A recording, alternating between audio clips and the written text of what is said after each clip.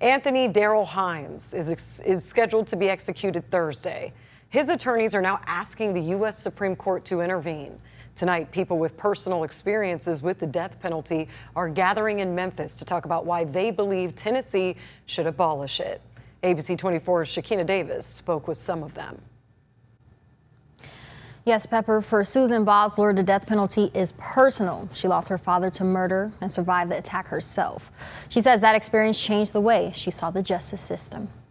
Why do you execute people who kill people to show us in Tennessee that killing people is wrong? Suzanne Bosler lost her father to murder in 1986. She also survived the attack. She spent more than 10 years fighting against a death sentence for her father's killer. I didn't realize at the beginning that they were going to be using me in that courtroom for those next 10 and a half years, getting what they want, not what Suzanne, the victim, deserved and wanted. Today, Bosler speaks out against the death penalty. She says her experience is why she believes victims' families should have a voice in the debate. I used to support the death penalty, and it was in trying to prove that it would work, that it's fair, that we always get it right, that it's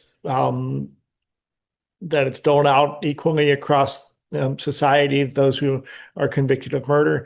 In trying to prove that it worked, I proved to myself that it doesn't work. Bonowitz says he's changed his mind after looking more closely at how the death penalty is carried out. We can't trust this government with the power to kill. That concern is front and center in Tennessee after the state halted the execution of Memphis death row inmate Tony Carruthers in May. The execution team was unable to establish the required IV access. Now Anthony Darrell Hines is scheduled to be executed Thursday. Hines' attorneys argue his recent strokes and partial paralysis could make it more difficult to carry out the execution. They're also questioning whether the same physician involved in Carruthers' failed execution could be used again. We're also really concerned about what is going to happen to Mr. Hines on Thursday morning. Today, Governor Bill Lee said he will not intervene. In a statement, Lee said, after deliberate consideration of Anthony Darrell Hines' request for clemency and after a thorough review of the case, I am upholding the sentence of the state of Tennessee and do not plan to intervene. Hines' attorneys are now asking the U.S. Supreme Court to stop Thursday's execution. We have a petition for writ of certiorari